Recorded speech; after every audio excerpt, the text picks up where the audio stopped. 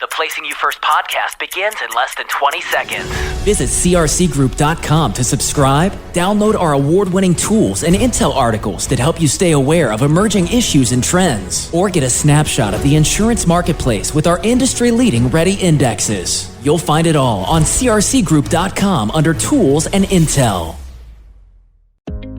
Welcome back to the Placing You First podcast, where we unpack market trends and the risks shaping our industry. I'm Amanda Knight.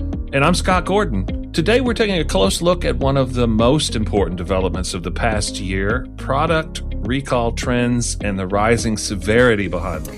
2025 brought a surprising dynamic that I don't know that everybody saw this coming. There were actually fewer recall events, but a dramatic increase in how many units were affected by recalls. So back in Q1 of 2025 alone, recalls dropped slightly, but the total number of units spiked by almost 25%. That's a pretty major shift in the marketplace, and I think it has some real implications. Yeah, and that shift does have real insurance implications. And today we've invited two CRC casualty brokers from our Minneapolis office, old pros at the podcast here, John O'Malley and Chris Martin.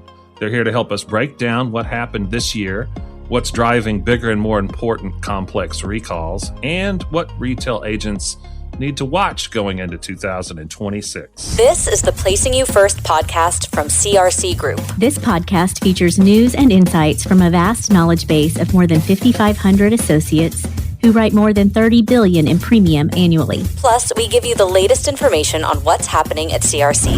This is the Placing You First podcast. And now the hosts of the podcast, Amanda Knight and Scott Gordon. John and Chris, welcome back to the show. It's good to be here. Thanks for having us. Anytime. So I thought to kick things off today, we'd start with a little recall pop quiz. John, Chris, no pressure, but your reputations are on the line here. So. All right, drum roll, please. Question 1. In Q1 2025, recall events actually decreased. Yes. But how much did the total number of units recalled increase by? Hint, I just said it a second ago. I hope you were listening. Are the answer? Oh, should I give the answers? Give them here? the A, B, C, and D. 5%. Yeah. A, 5%. B, 12%. C, 25%. Or D, 100%. I mean, I know the answer is C, but the question is, would we know if she hadn't just said it? Final answer, C, 25%. Excellent. Okay, you've got 100% so far. It did. The total number of units recalled increased by 25% in the past year. So question number 2, which of these is one of the most common causes of food recalls? Is it A, salmonella, B, foreign materials, C, undeclared allergens, or D, spoiled milk? Well, that one's pretty easy. It's been the same way the past several years. I'm going to go with C, undeclared allergen. Really? I like it. I would have gone with salmonella. I feel like that's the one always in the news. I'm glad you know more than me. I would have gone with spoiled milk simply because of my mom's chastising me. Is C, you're correct, undeclared allergens, which means they're in the country illegally. Question number 3. Which industry saw the lowest number of recalled units in 12 years in early 2025? Is it A, pharmaceuticals, B, automotive, C, medical devices, or D, kitchen appliances? Any guesses? I mean, I know the answer because I just read it. Yeah, but I wouldn't have guessed this one, to be honest. But I think it's automotive. That sounds good to me. You are both correct. It is automotive. Only 3.73 million units were recalled. That's the lowest since 2012. So, yeah, a lot of cars. Yeah, I would have guessed medical device. I think the reason we don't think about that is they still make the news, right? Like those are the ones that you see that make news headlines. So I guess I would have just assumed and we all get the little postcards in the mail.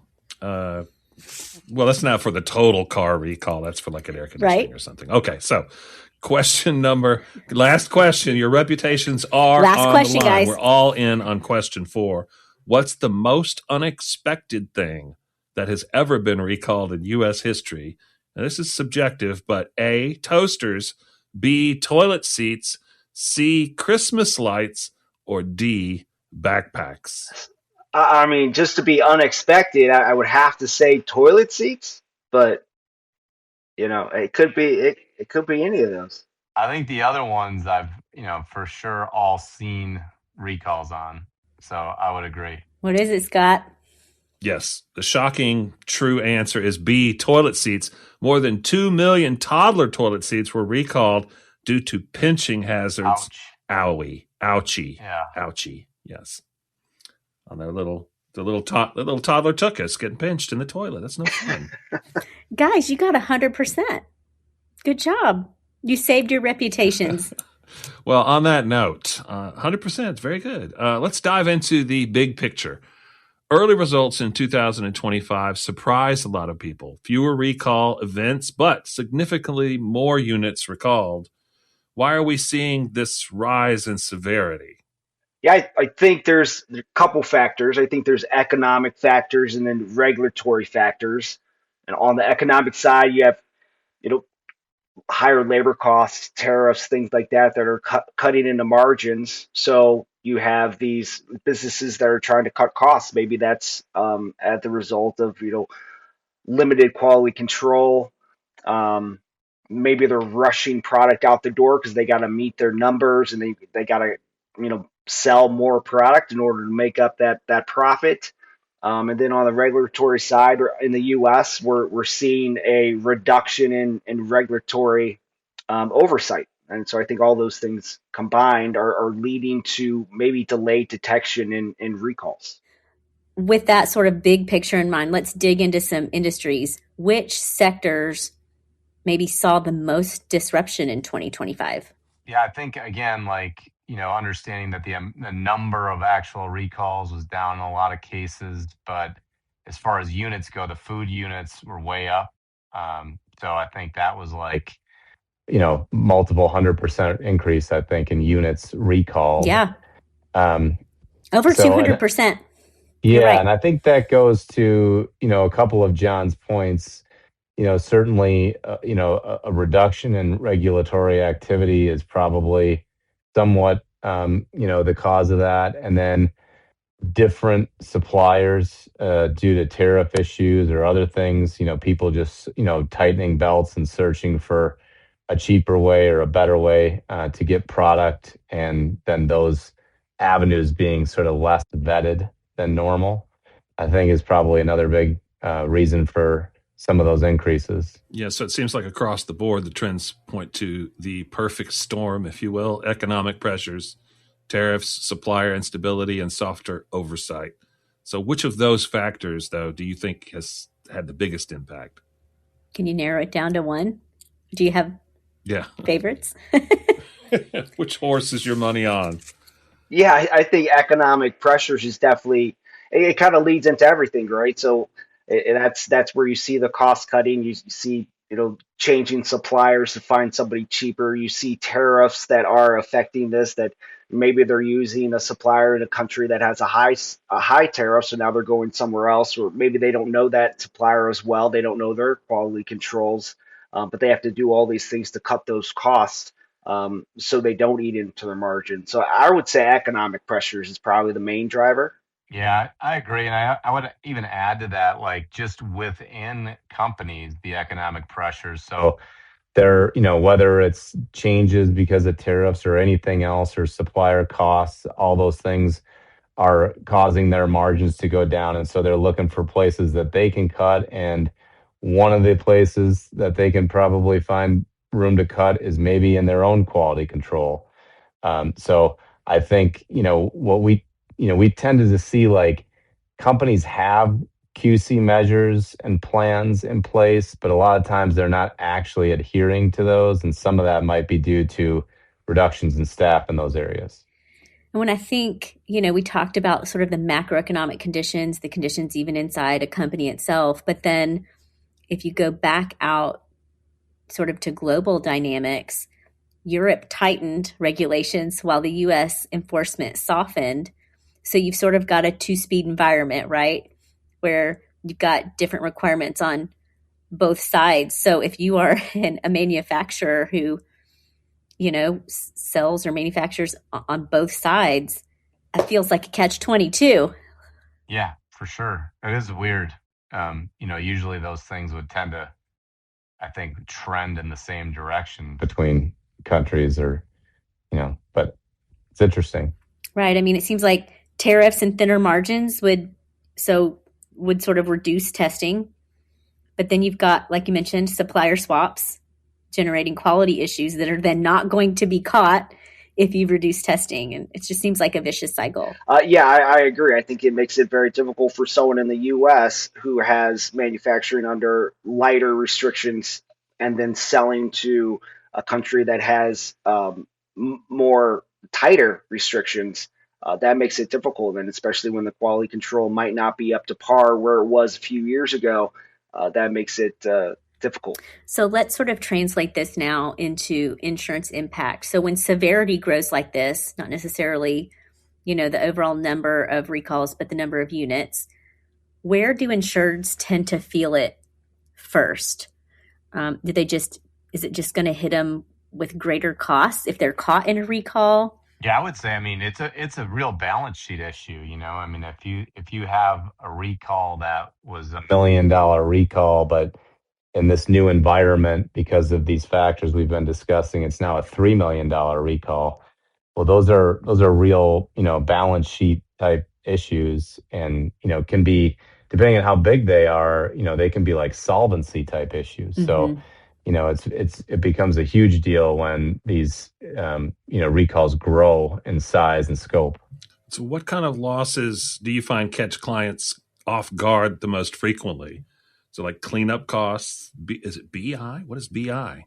I should know what that is. Business interruption. Business interruption? Yeah. Or brand rehabilitation? What catches clients off guard? Cleanup costs, brand interruption, brand rehabilitation, or third-party claims?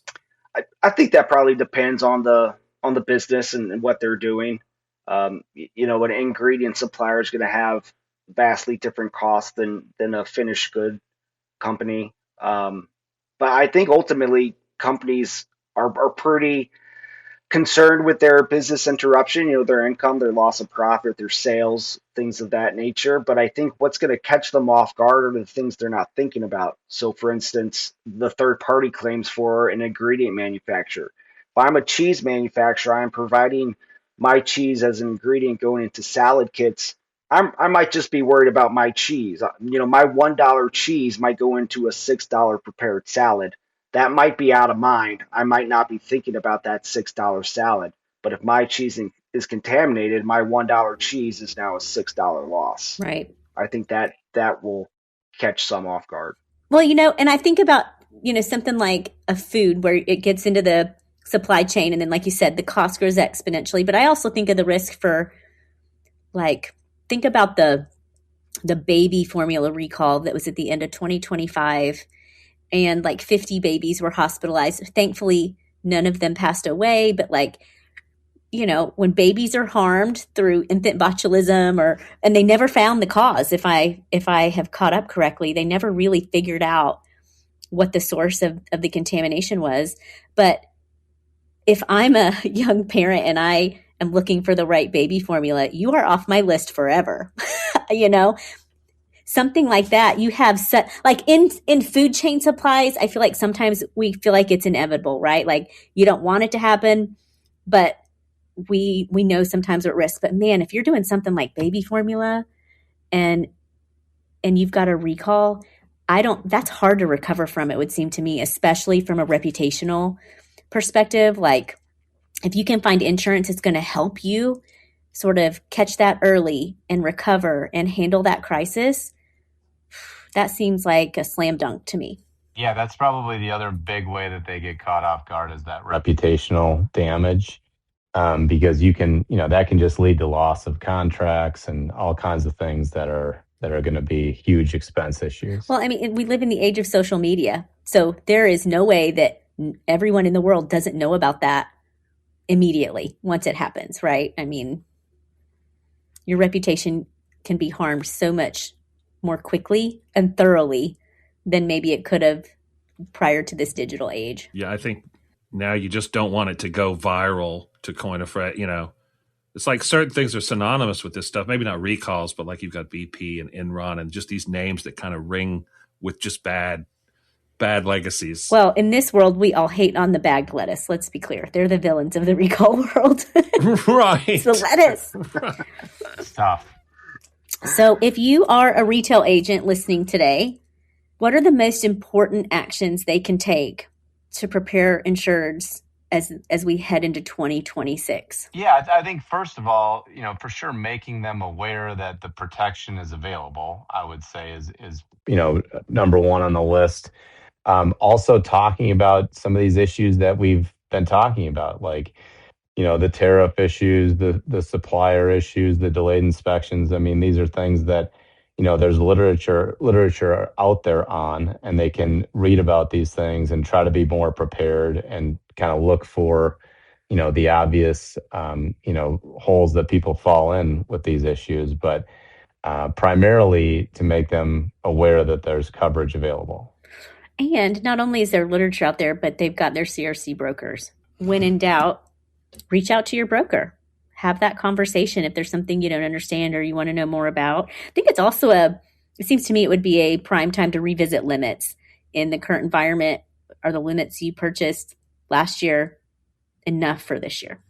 Yeah, 100%. I think we've seen this for very different reasons, but we've seen this in other parts of the insurance world in the last couple of years where casualty insurance, you've had an average loss go from X to, some multiple of X. And that's been kind of the norm, and it's driven, the need for higher limits. And I think now that's kind of coming to the recall world, again, for different reasons, but at the same time, definitely a good time to review those. Mm-hmm. Yeah, absolutely. I agree with everything said. For a retail agent, I would say just become educated so you can educate your clients and use your CRC brokers to help you do that. And revisiting limits for those clients that have current insurance is definitely a must. Like we've been talking about this whole time, that we're seeing that yes, maybe their sales aren't where they were last year. Maybe they're the same, but the products that they're pushing out the door are significantly higher. So that does increase the risk when there is a loss, and you might need more limits, even though your sales might be stagnant or lower than last year. Well, and I know you both touched on this, but let's get down to brass tacks on what are some of the main red flags that brokers should watch for during onboarding or renewal conversations with people. I would say, things like changes at the quality control level in organizations, like if you've got new CFOs, new QC managers, changes there. Certainly, big supplier changes are things to look out for. Any kind of regulatory changes that have come down that they need to be made aware of, things like that. Yeah, make sure the documents are in order. Make sure the documents are updated. Their recall plans, quality control plans. Make sure they're reviewed. They haven't been reviewed in a while. It's probably a good time to do that. Definitely check into that. Yeah, maybe check in with us to see if there's been, recalls in this particular space recently. Well, it would seem like we don't just want to have a plan on paper. We want to make sure that we've maybe done some tabletop exercises or something to ensure this is the right plan and we actually know how to execute it. And it's not a plan we just put on paper because somebody said we should have one, but we don't actually know how to execute it. Yes, very good point. All right. Guys, you made it through the hard part. Yeah. Congrats. Thanks for guiding us through what are certainly different times, I guess, to put it mildly. But we've made it to rapid fire round. Are you guys ready to answer some rapid fire questions? Yeah. I like these. I feel like I did a good job on these, Scott, don't you think? These two are just bursting with enthusiasm. Let's get this over with. Number one, for the first question, favorite guilty pleasure snack? Forget your New Year's resolutions. Now is not the time for those. Favorite guilty pleasure snack? I mean, the first one that comes to mind for me is combos. I'm a big combos guy.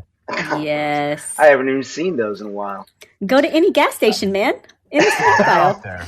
I was going to say, I only get them when I'm on like That's a road right. trip. That's why they're a guilty pleasure. And then I'm looking around the car for something to drink. Like, where's a drink? These things are making me thirsty.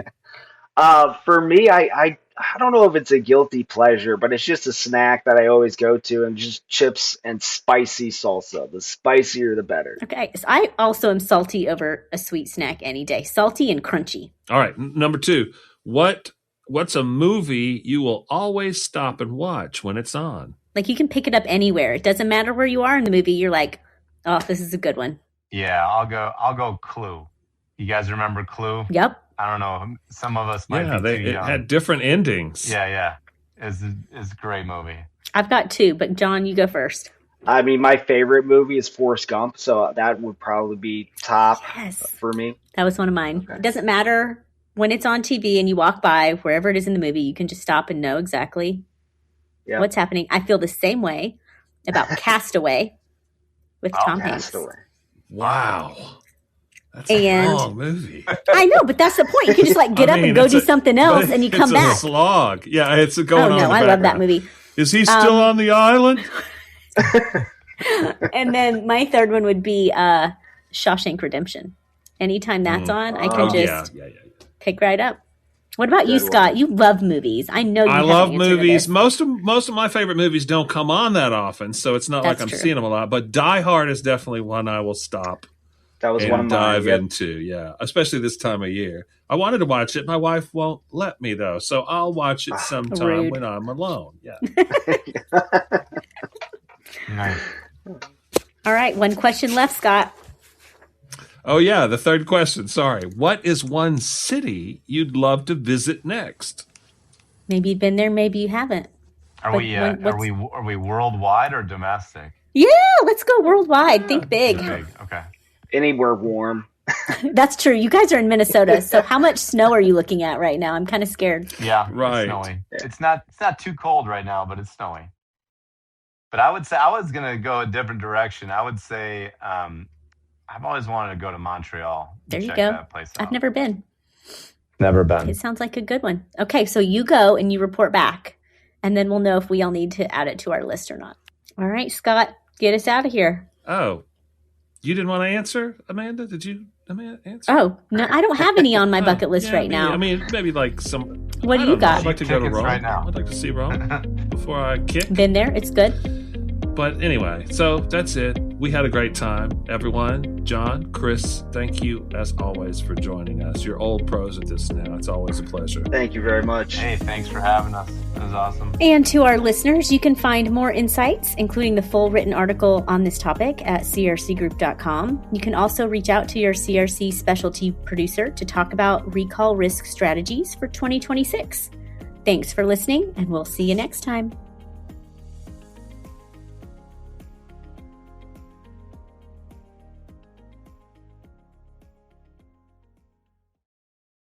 Are you ready to move faster and go further? Take your career to the next level. Join Team CRC to gain access to best-in-class tools, data, exclusive programs, and more. Send your resume to resumes@crcgroup.com and read testimonials from recent hires on LinkedIn. Search for CRC Group.